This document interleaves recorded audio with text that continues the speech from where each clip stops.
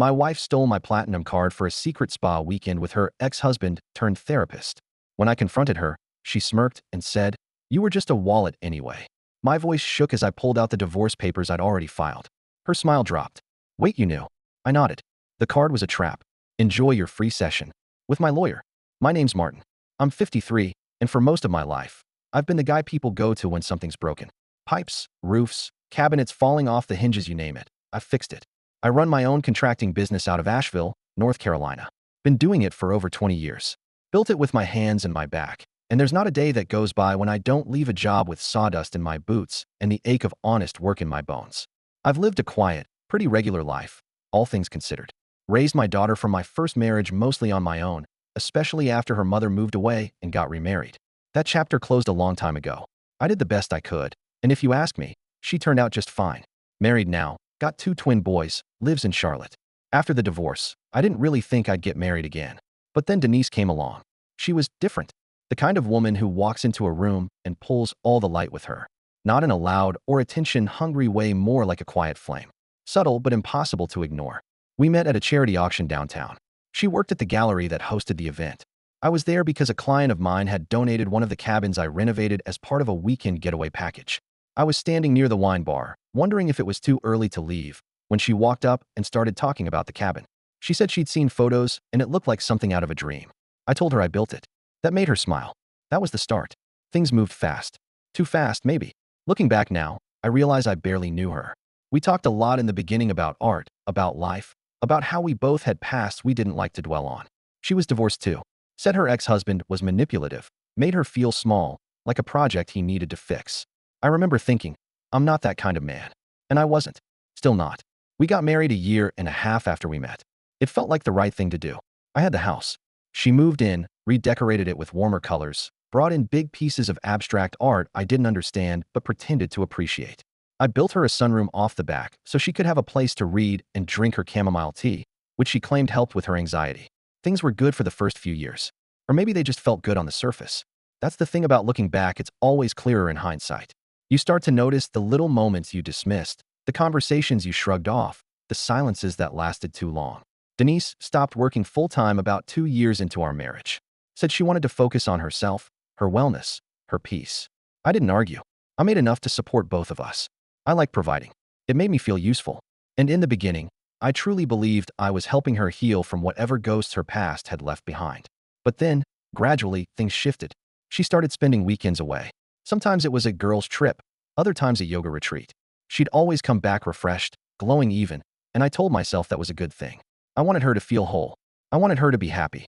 But that glow started to feel like distance. Like she was charging up somewhere else just to tolerate being back home. I noticed small things. Receipts in her purse from places she never mentioned. New clothes she claimed were on clearance, but were anything but cheap. A scent I didn't recognize, cologne, not perfume. Once, I found a hotel key card in her jacket pocket, but she told me it was from a spa visit and must have stuck in there by accident. I wanted to believe her. I wanted to believe that the woman I built a life with wasn't lying to me. But you can't ignore what keeps repeating. It was a Saturday morning, one of those chilly October days where the wind cuts right through you. I was up early, as usual, sipping black coffee in the kitchen and watching Rusty, my old retriever, hobble across the backyard. Denise came downstairs in leggings and a cashmere hoodie, her hair pulled back, looking effortlessly put together. She told me she was headed to Highlands for a spa weekend. Said Tonia, her best friend, had organized the whole thing. "I'll be back Sunday night," she said, and kissed me on the cheek. I nodded, said I hoped she enjoyed it. She left in an Uber, didn't take her car. Claimed parking in Highlands was a nightmare. That detail stuck with me. Later that day, I got a text notification from my credit card company. A $1,600 charge at the Grove Park Inn right here in Asheville, not Highlands. I stared at the screen for a long time. I didn't say anything when she got back. Not that night. Not the next day. I just watched. More charges came in. Spa services. Room service. A couple's package under the name Reignite. My hands shook when I read the itemized receipt from the hotel, which I got after a polite call pretending to be confused about the charges. One detail stood out. The name of the second guest. Wesley Rains. It hit me like a truck. I remembered that name. Her ex-husband. The therapist. I went into the den, shut the door, and sat down with my thoughts. I didn't cry. Not then. I just felt cold. Betrayal doesn't feel like fire, it feels like ice. Like something vital's been pulled out of you, and you can't quite catch your breath. I waited another week. I gave her the card again. Told her I needed help picking up supplies for a home reno project, that I was too tied up to go myself.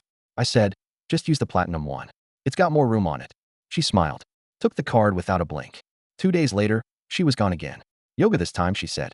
Only 2 nights. This time, I watched every transaction as it happened. Dinner at the Sunset Terrace. Champagne to the room. A massage package for 2. She was with him again. When she came home, I was waiting. She walked in through the front door like nothing had happened. Set her bag down. Smelled like lavender and some expensive essential oil blend. She looked tired, but in a satisfied way. The way you look after a long soak in a hot tub in someone else's affection. I sat in my chair, Rusty asleep beside me. I looked at her for a long moment before I spoke. She opened her mouth to say something, but I cut her off. Quietly, calmly. I hope it was worth it. She paused, blinked. What? I handed her the credit card statement, not saying a word. She flipped through it, and her face changed. Not panic, not guilt, just annoyance. She looked at me and said, "You're really going through my charges now?" I didn't respond. She scoffed. "You're being dramatic. It was just a weekend." "With your ex?" I said, barely above a whisper. Her face twitched. She didn't deny it. Didn't even try. "You were just a wallet anyway," she muttered, as she reached for her purse. That one sentence, those 6 words split me open. Not because they were angry, because they were true. To her, that's all I had ever been. Without another word, I opened the drawer beside me and handed her a manila envelope. Inside were the divorce papers I had already filed. She looked at them, then at me. Her smile vanished. "Wait," she said, her voice suddenly smaller. "You knew?" I nodded. The card was a trap. She stood there for a moment, stunned into silence. And I said, "Enjoy your free session with my lawyer." She didn't say anything else that night. No shouting, no crying, no sudden rush of apologies. She just stood there holding those papers, her manicured fingers gripping the edges tighter than necessary, her eyes darting back and forth like she was searching for some last-minute way to regain control of the situation. But she didn't find it, and I didn't offer it. Eventually, she walked upstairs. The click of her heels on the hardwood sounded sharper than usual, like the house itself had gone cold. I stayed in the living room, watching the shadows lengthen across the walls. Rusty shifted at my feet, let out a low sigh like even he knew something permanent had shifted. She came down an hour later with 2 suitcases and that same designer tote she always carried. The one I bought her for our 5th anniversary. I didn't say a word. Neither did she. She didn't ask for help with the bags. I watched her struggle with the front door for a second too long before she finally pulled it open and walked out into the night. I stood at the window and watched her Uber pull away. Just headlights disappearing down the street and the faint, nauseating scent of her perfume still hanging in the air. I didn't sleep that night. I sat in the kitchen, nursing a bottle of bourbon I'd been saving for the day I finally retired. It tasted like smoke and regret. My hands shook with the adrenaline of it all, not from anger, not even heartbreak, but the overwhelming emptiness that came after years of trying to make something work that had been crumbling beneath me the entire time. The next morning, the silence in the house was deafening. Denise had filled the place with noise, her music, her voice, her complaints about the mail or the weather or how the dryer left creases in her blouses. But now, it was just me and Rusty and the distant hum of the fridge. I called Diana, my lawyer, told her Denise had received the papers and that it was time to move forward. Diana was all business, as always. She told me she'd already drafted a letter requesting Denise vacate the property within 30 days. Since the house was mine before the marriage and never jointly owned, there wasn't much Denise could claim. That helped. Still, I knew it wasn't going to be smooth. Denise wasn't the type to go quietly. Sure enough, 3 days later, I started getting texts. Long ones. Accusations, justifications, twisted logic. She said she felt neglected, that I withheld emotional support, that Wesley helped her process things she could never explain to me. She didn't deny anything. She just tried to frame it as something inevitable. I didn't respond. She showed up at the house the next day, unannounced. I was out back working on a broken deck railing. I heard the front door open and close, and then her voice from inside the house. "Martin," she called, like it was any other Tuesday. I didn't answer. She came outside after a few minutes. I didn't look up from my work. The sun was in my eyes, or maybe I just didn't want to meet hers. "You're really not going to talk to me?" she asked. I kept drilling. She moved closer, standing at the edge of the deck like a stranger asking for directions. "I didn't plan to fall back in love with him," she said quietly. "It just happened. It wasn't supposed to happen like this." I finally looked up. "You took my card," I said, voice low. "You lied. You smiled to my face and kissed me goodbye and then went to bed with him. Don't insult me by pretending this was an accident." She crossed her arms, defensive now. "You don't get it. You don't know what it's like to feel trapped in a life that's too quiet, too predictable." I stood up slowly. "No, I don't know that," I said, "because I was too busy trying to build that life for you." She flinched. We stood there in silence for a few long seconds. Then she turned and walked back into the house, grabbed whatever clothes and jewelry she hadn't packed that first night, and left without another word. That was the last time she stepped foot in my home. The weeks that followed were a strange kind of purgatory. I kept working because if I didn't, I'd lose my mind. I buried myself in renovation jobs, projects that let me swing a hammer and feel something solid beneath my hands. Physical work made sense. You measure twice, cut once, and things fit where they're supposed to. Not like people. Not like love. I found out through a friend that Wesley's practice had come under investigation. Apparently, there were other clients he'd gotten too close to. Ethics board was reviewing his license. Denise didn't post about him on social media anymore, not that I checked often. Just enough to know she'd moved to Atlanta. Some apartment downtown. Probably expensive. Probably on someone else's dime by now. What cut deepest wasn't the betrayal itself, it was the way she seemed to believe she'd outgrown me. Like I was a station she stopped at until a better train came along. A stepping stone she could paint over with lavender and leave behind without a backward glance. I had to relearn how to be alone. It's not the same as being lonely. It's quieter, sadder sometimes, but it's also honest. I made dinner for one, took Rusty on longer walks, started fixing things around the house that I'd let sit for too long. Not because they needed fixing, but because I needed the distraction. One night, about a month after she left, I found a small velvet pouch in the drawer of her old vanity. Inside was the bracelet I bought her for our anniversary. Still had the tag on it. Never worn. I sat there staring at it for a long time before quietly placing it back and closing the drawer. She had never been invested in this life. Not really. She liked the comfort, the illusion of safety, but not the roots. Not the commitment. Not the man who stood behind it all, day after day, just trying to keep the walls standing. I'd been building a house around someone who never planned to stay. The days started to blend. Wake up, coffee, work, feed Rusty. Try not to think too hard. Nights were the hardest. Not because I missed her by then, I didn't. Not really. What I missed was the version of her I thought I had. The one I thought I was building a life with. Turns out, I was just building a house around a ghost. People started to ask questions. Quiet ones, polite ones, mostly whispered around job sites or murmured in the aisles of the hardware store. Hey, Martin, haven't seen Denise around much. I'd nod, give a tight-lipped, she moved to Atlanta, and leave it at that. Nobody pried. Not in our town. People knew better than to pick at a wound they didn't understand. But the silence weighed heavier when I realized I wasn't just mourning a failed marriage, I was mourning time. Years of it. Energy. Trust. And love. Yeah, whatever love meant to her. About 2 months after she left, I got a letter in the mail. Handwritten. No return address. But I recognized the penmanship instantly, tight cursive, overly neat, like someone who wanted to prove control over chaos.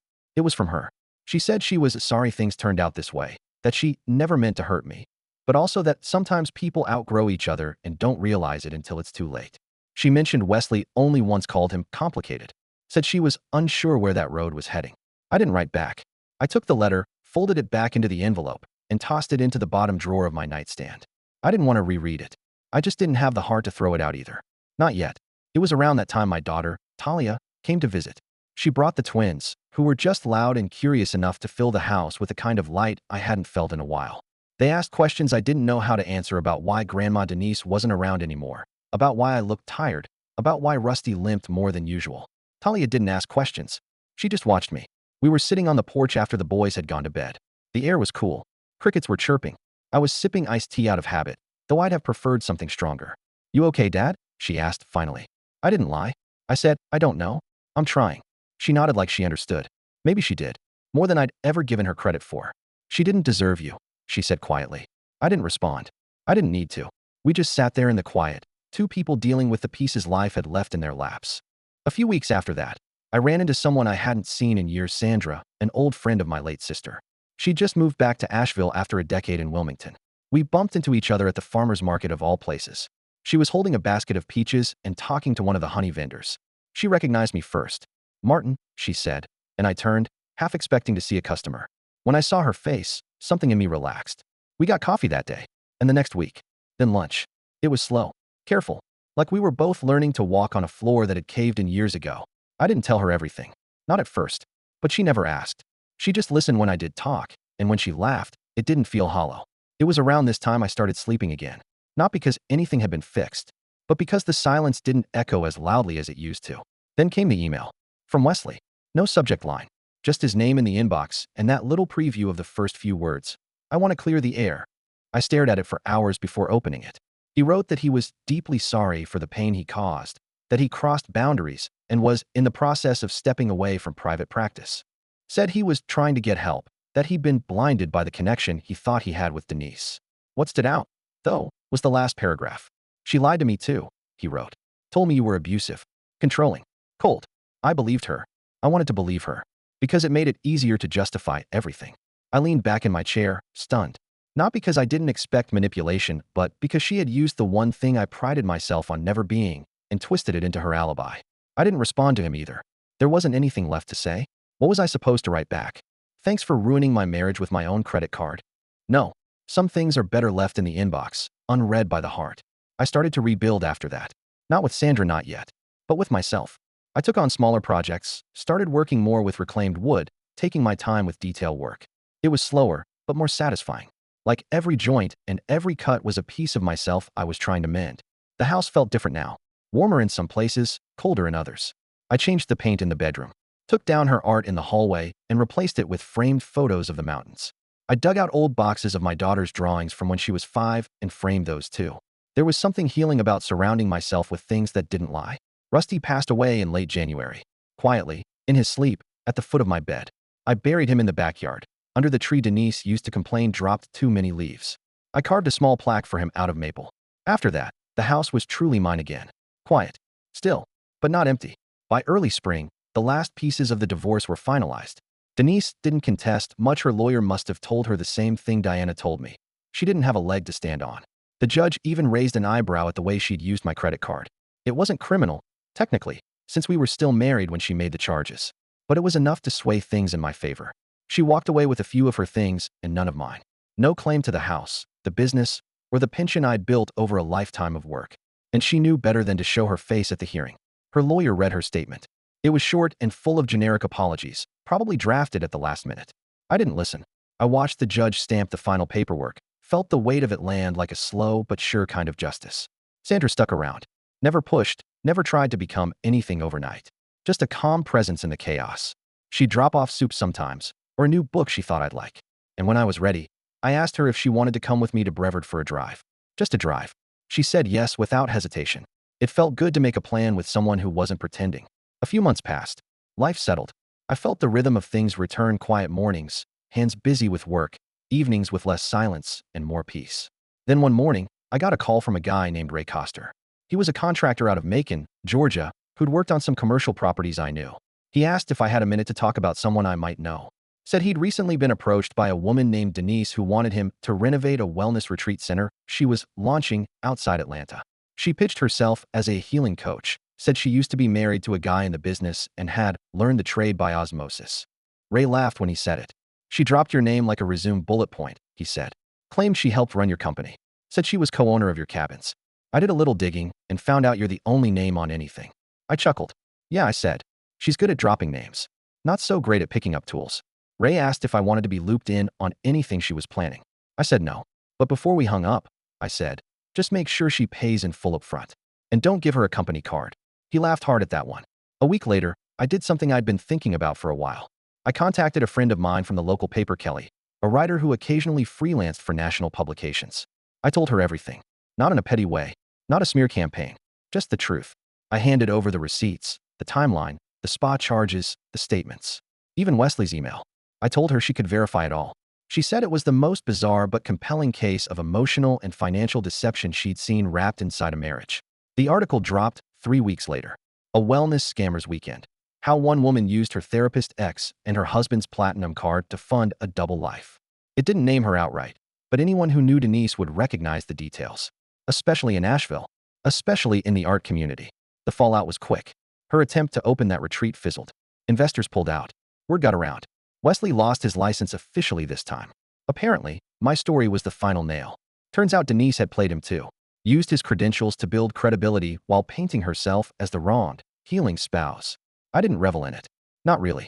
But when I walked into the hardware store one morning and saw 3 different people quietly nod at me like they knew, like they respected how I'd handled it, I won't lie. It felt good. Justice doesn't always show up in courtrooms. Sometimes it shows up when the world stops believing someone's lies.